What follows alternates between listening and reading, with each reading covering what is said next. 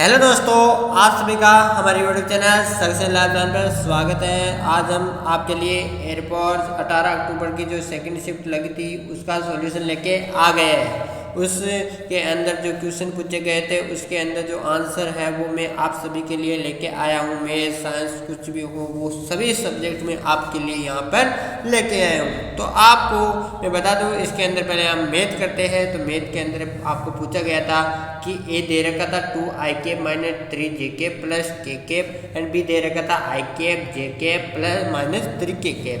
तो आपको ये निकालना था कि a प्लस बी सदिश और यहाँ पे a सदिश माइनस बी सदिश होगा क्या होगा, तो आपको ये बताना था।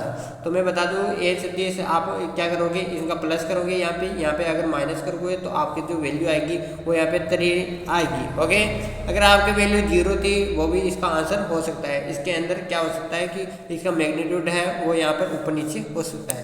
तो आप सभी को ये याद रखना है।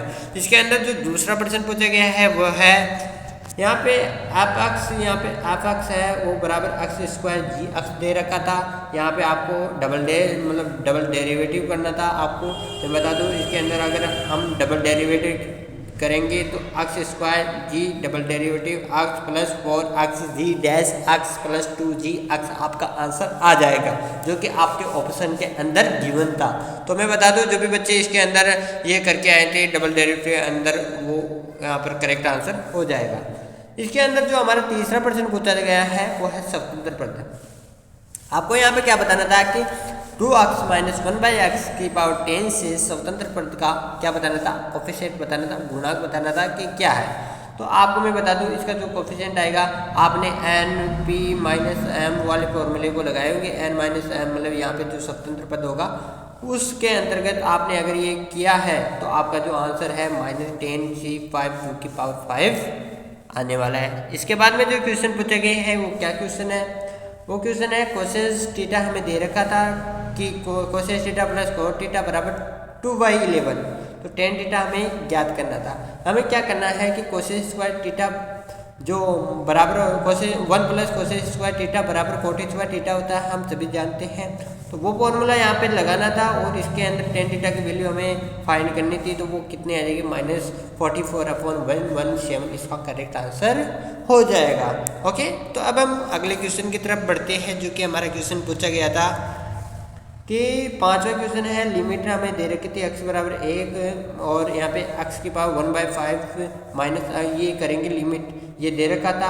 तो इसका जो आंसर आएगा -1/15 इसका करेक्ट आंसर हो जाएगा। ओके, लिमिट x 1 यहाँ पे x की पावर 1/5, तो इसका ये पर अवकलन करेंगे। तो अवकलन करने के बाद में जो हमारा आंसर आएगा -1/15 इसका करेक्ट आंसर आने वाला है।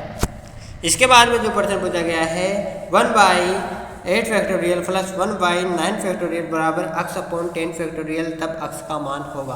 तो आपको यहाँ पे x का मान बताना था कि x का मान क्या होने वाला है। तो मैं बता दूं, जो भी बच्चे इसके अंदर x बराबर 100 करके है वो यहाँ पे करेक्ट आंसर हो जाएगा, क्योंकि इसका जो फॉर्मूला होता है वो होता है x बराबर n स्क्वायर, मतलब जो ये इसके नीचे वाला होता है ना, इसका स्क्वायर कर देते हैं तो इसका आंसर आ जाता है। जो भी बच्चे इसके अंदर x बराबर 100 करके आए थे उन बच्चों का यहाँ पे करेक्ट आंसर हो गया होगा।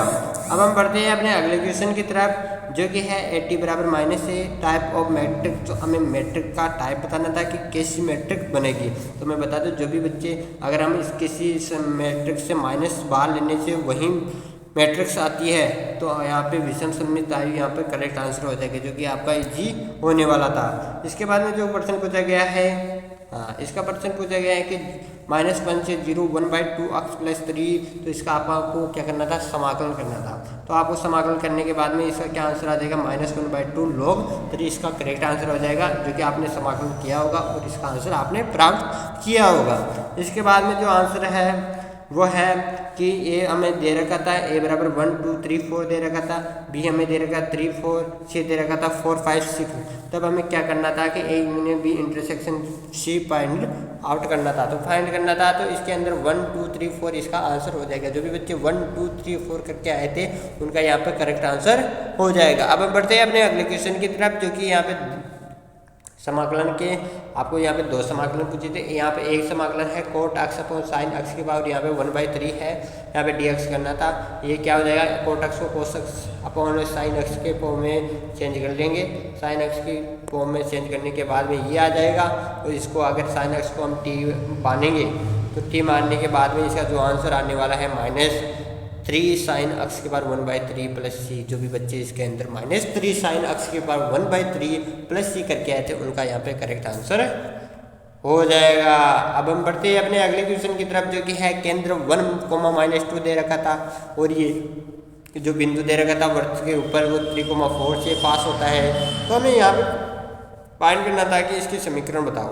तो हमें अंडरूट या क्या करना था, इसमें से इसको घटाना था और इसमें से इसको घटा कर इसका वर्ग करते थे, तो उससे हमारी जो व्यास की जो मतलब त्रिज्या है वो यहाँ पे आ जाती है। त्रिज्या कितनी आ जाएगी, अंडरूट 40 आ जाएगी, तो इसका स्क्वायर करने से 40 आ जाएगा, और इसमें से x-1 का स्क्वायर प्लस y प्लस 2 का स्क्वायर, ये इसका समीकरण हो जाएगा। जो भी बच्चे इसके अंदर ये करके आए थे उन बच्चों का यहाँ पे करेक्ट आंसर हो जाएगा।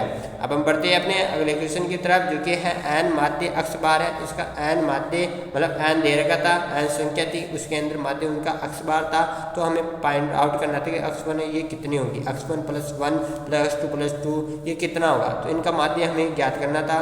तो मैं बता दूं जो भी बच्चे इसके अंदर अक्ष का बार प्लस n+1/2 करके आए हैं उन बच्चों के यहाँ पे करेक्ट आंसर हो जाएगा। ओके, तो अब हम बढ़ते हैं अपने अगले क्वेश्चन की तरफ। हाँ, 13वां क्वेश्चन हमारे स्क्रीन पर आपको दिखाई दे रहा होगा।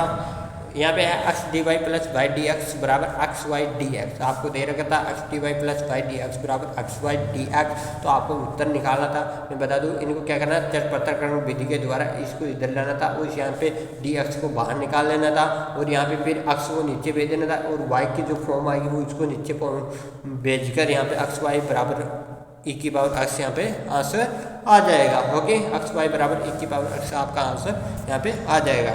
इसके बाद में जो प्रश्न पूछा गया है वो है x बराबर y² - 9 और x बराबर 0 y बराबर 0। तो y बराबर 1 से बाउंडेड एरिया मतलब बद्ध एरिया है, संबद्ध एरिया है, वो यहाँ पे आपको निकालना था। तो मैं बता दूँ जो भी बच्चे इसके अंदर 26/3 करके आए थे उन बच्चों का यहाँ पे करेक्ट आंसर हो जाएगा। ओके, तो अब हम बढ़ते हैं अपने अगले क्वेश्चन की तरफ, जो कि आपको दिया हुआ था कि e⁻ cos x का साइन स्क्वायर अक्ष के सापेक्ष आपको अवकलन करना था।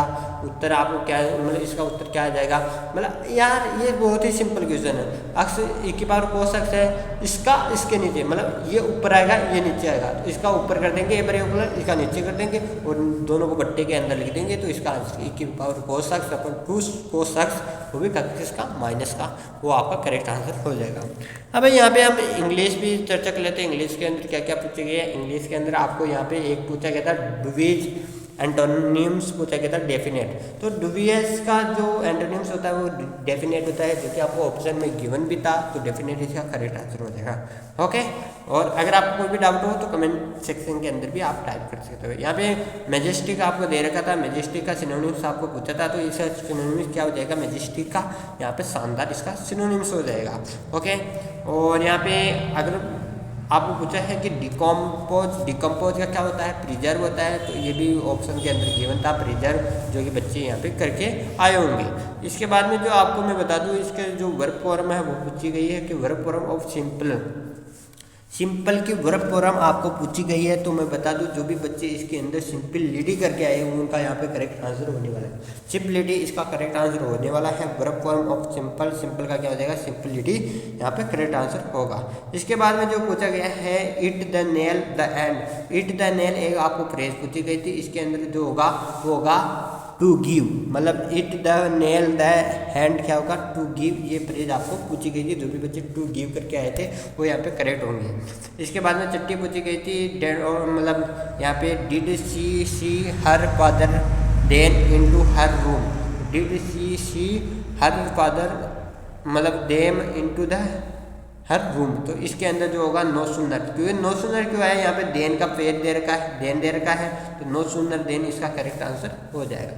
अब बढ़ते हैं अपने अगले क्वेश्चन की तरफ। यहाँ पे आपको दे रखा था कि you listen to the okay, ये आपको दे रखा था you listen the to the prison, तो यहाँ पे जो डीड है वो यहाँ पे करेक्ट आंसर हो जाएगा। ओके, यहाँ पे हैज भी दे रखा था, यहाँ पे आपको मैं बता दूँ हैड भी दे रखा था, तो लेकिन इसके अंदर जो होगा वो होगा डीड। एक डज भी दे रखा था, डज। ओके, इसका जो आंसर होगा डी इसका आंसर होगा। ओके, इसके अंदर आगे जो क्वेश्चन है सी गोज टू शिमला के समर में, तो समर में जाती है, किस में जाती है, इन लग जाएगा, तो इसका जो प्रीपोजिशन है वो क्या हो जाएगा, इन हो जाएगा।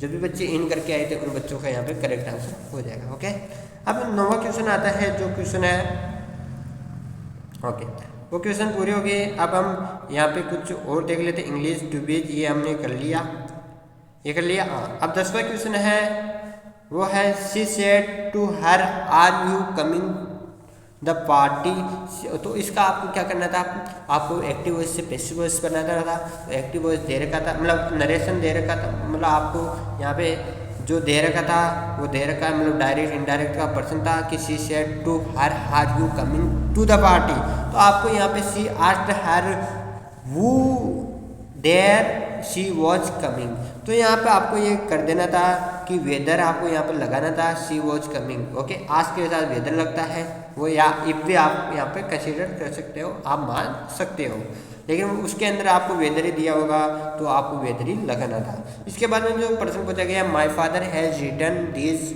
लेटर्स, तो my father has written these letter, तो these letters have been written by my father. Okay, जो भी बच्चे इसके अंदर, ये क्वेश्चन है नरेशन का पार्ट आ जाता है, जो कि आपको जो भी बच्चे करके आए हैं वो सही करके आए होंगे। ये these letters have been written by my father करके आए तो आपका करेक्ट हो जाएगा। आगे क्वेश्चन पूछा गया आर्टिकल से संबंधित था कि आंसर से है योर टीचर इज, यहाँ पे क्या आ जाएगा, ऑन एनसीसी ऑफिसर, तो यहाँ पे आपको पाकिस्तान दे रखा था तो एन ऑफिसर हो जाएगा, क्या हो जाएगा, is an NCC officer. Okay, an बोल रहा है ना, एन, तो एन में किसका साउंड आ रहा है, एक का साउंड आ रहा है, तो एन इसका करेक्ट आंसर हो जाएगा। आगे जो क्वेश्चन पूछा गया था, the city is worst than any there, यहाँ पे क्या अदर सिटी इन इंडिया, तो आपको यहाँ पे एरर बताना था। एरर इस वर्ष के अंदर हो जाएगा, वर्ष नहीं आ जाएगा, क्योंकि वर्ष तो क्या हो गई, कंपैरेटिव डिग्री नहीं है। ये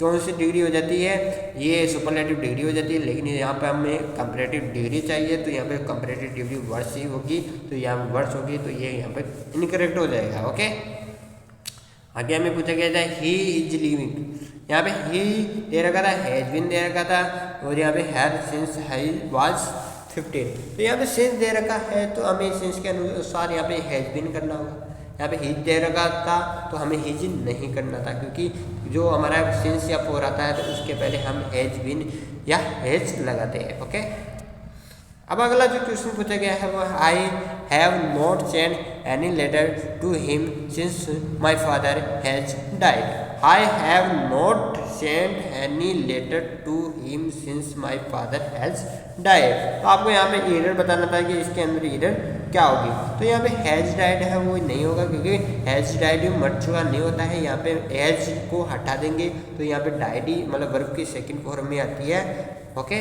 आपको याद रखना है वर्ब की सेकंड फॉर्म में आती है, वर्ब की थर्ड फॉर्म नहीं आती है, तो यहाँ पे हैज डाइड हो जाएगा।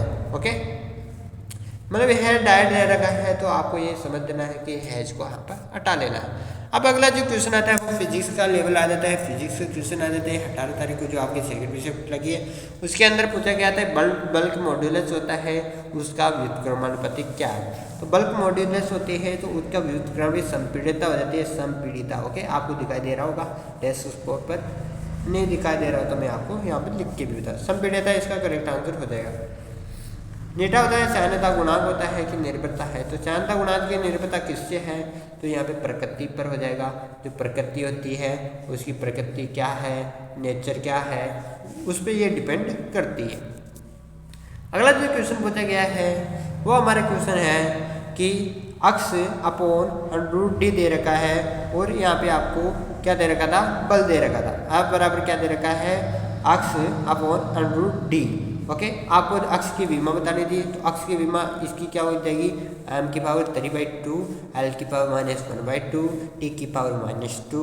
जो भी बच्चे ये करके आए थे उन बच्चों का यहाँ पे करेक्ट आंसर हो जाएगा। ओके, अब हम बढ़ते हैं अपने अगले क्वेश्चन की तरफ। हाँ, ये क्वेश्चन पूछा गया है कि I1 हमें दे रखा था, I2 हमें दे रखा था, I max upon I minimum निकालना था। तो I max upon I minimum का फॉर्मूला क्या होता है, √I1 √I2 upon √I1 upon √I2। Okay, तो इसके अंदर हमने ये मान रख दिए, 4i की जगह 4i रख दिया, i की जगह i रख दिया, और इसका जो मान निकालेंगे 9/1 हो जाएगा। 9/1 इसका करेक्ट आंसर हो जाएगा, 9:1 इसका करेक्ट आंसर हो जाएगा। हमें ये पूछा गया था कि P व N क्या है, तो P N क्या आवेश नहीं होते हैं, इनके अंदर कोई आवेश नहीं होता है, तो ये क्या होते हैं, उदासीन होते हैं। जो भी बच्चे उदासीन करके आए थे उन बच्चों का यहाँ पे करेक्ट आंसर हो जाएगा। ओके, जो भी बच्चे उदासीन करके आए थे उन बच्चों का यहाँ पे करेक्ट आंसर हमें देखने को मिलता है। यहाँ पे जिसके अंदर ये पूछा गया था कि a क्रॉस b √3a.b, तो हमें tan थीटा बताना था कि थीटा की वैल्यू क्या होनी चाहिए। थीटा की वैल्यू बतानी चाहिए, तो वो थीटा की वैल्यू 60 डिग्री हो जाएगी। जो कि बच्चे 60 डिग्री करके आए थे उन बच्चों का यहाँ पे करेक्ट हो जाएगा। ओके, एक हमें दे रखा था कि tan थीटा बराबर अक्सल अपन अक्सल माइनस अक्षी और r। यहाँ पे अक्ष क्या अक्षी भी हमें नहीं दे रखा था, इसको भी कैंसिल कर देना था। इससे हमें एक फॉर्मूला दे रखा था जिससे हमें न्यूमेरिकल सोल्व करना था। ओके, हाँ, यहाँ पे एक T2 दे रखा था 500 के, T1 फिक्स था, और तब हमें 𝛽1 भी दे रखा था कितना 50%, और हमें T2 डैश याद करना है T2 कितना होगा, और हमें 𝛽2 भी हमें दे रखा था। ओके, 𝛽2 भी हमें दे रखा था कि 𝛽2 क्या है। ओके, तो हमें इसको सॉल्व करेंगे तो 400 के इसका करेक्ट आंसर हो जाएगा। जो भी बच्चे 400 के करके आए थे उन बच्चों का यहाँ पे करेक्ट हो जाएगा। अगला जो क्वेश्चन आता है वो ए से यहाँ पे दे रखा था कि ए से बी का बार है वो ज़्यादा है, ए से बी का बार है वो ज़्यादा है, तब हमें क्या निकालनी थी, काइनेटिक एनर्जी जो कि गतिज ऊर्जा है वो मैक्स कहाँ पे होगी। तो मैक्स होगी, तो मैक्स किसकी होगी, आपको बताना था इन दोनों में से किसकी गतिज ऊर्जा अधिक होगी। तो मैं बता दूँ, जिसका बार ज़्यादा होगा, जिसका बार ज़्यादा होगा उसकी गतिज ऊर्जा कम होगी, और जिसका बाहर कम होगा उसकी गतिज ऊर्जा ज़्यादा होगी। ओके, इन दोनों में से किसका बार ज़्यादा है, तो mb का बार ज़्यादा है तो mb की गतिज ऊर्जा कम होगी। ma का बार कम है तो ma की गतिज ऊर्जा अधिक होगी। ओके, आपको वीडियो अच्छा लगा तो लाइक कर देना, सब्सक्राइब करना। अब मिलते हैं हम अगले वीडियो में, तब तक के लिए जय हिंद जय भारत।